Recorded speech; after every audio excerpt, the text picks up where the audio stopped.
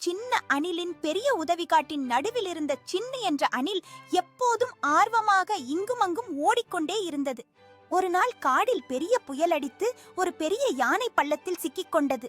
எவ்வளவு கத்தியாலும் யாருக்கும் உதவ முடியவில்லை. அதை பார்த்த சின்னு உடனே ஓடி வந்தது. யானை, நீ இவ்வளவு சின்னவா இருக்கே, என்னால நீ என்ன செய்ய போறேன்னு சொன்னாலும் சின்ன மனம் உடையல. அது யானையின் மீது விழுந்திருந்த மண்ணை, களிமண்ணை சிறு சிறு துண்டுகளாக தள்ள ஆரம்பித்தது.